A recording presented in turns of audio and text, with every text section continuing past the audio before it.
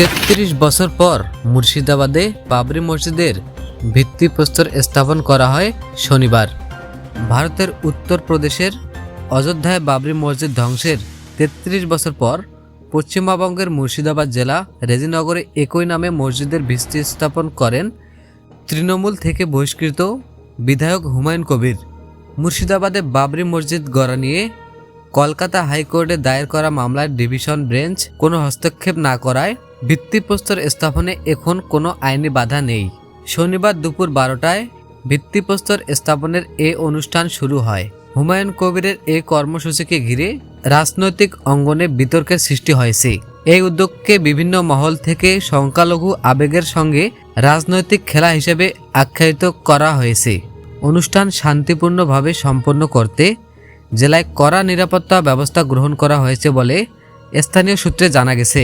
তৃণমূল কংগ্রেস থেকে বহিষ্কৃত বিধায়ক হুমায়ুন কবির শুক্রবার এক সংবাদ সম্মেলনে বলেন, আগামীকাল রেজিনগরে প্রস্তাবিত বাবরি মসজিদ এর ভিত্তিপ্রস্তর স্থাপন অনুষ্ঠানে বিপুল সংখ্যক মানুষ অংশ নেবেন।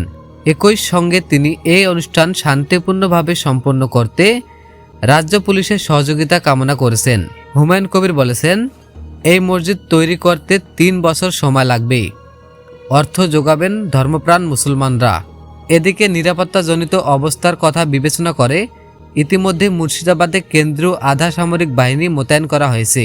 হুমায়ুন কবির দাবি করেছেন, তার নিজস্ব প্রায় 2000 স্বেচ্ছাসেবকও অনুষ্ঠানস্থলে উপস্থিত থাকবেন এবং তা শান্তিপূর্ণভাবে অনুষ্ঠিত হয়েছে। হুমায়ুন কবির বর্তমানে মুর্শিদাবাদের ভারতপুর আসন থেকে তৃণমূল কংগ্রেসের বিধায়ক। হুমায়ুনের এই ঘোষণার পর উত্তপ্ত হয়ে উঠেছে পশ্চিমবঙ্গের রাজনীতি। এখানকার অনেকেই চাইছেন না বাবরি মসজিদ গড়ার নামে এই রাজ্যের আইন শৃঙ্খলা পরিস্থিতির অবনতি হোক। রাজ্যের আইন শৃঙ্খলা পরিস্থিতি শান্ত রাখতে গভর্নর সিবি আনন্দ বোস এর আগে বিধায়ক হুমায়ুন কবিরকে গ্রেপ্তার করার নির্দেশ দিয়েছিলেন।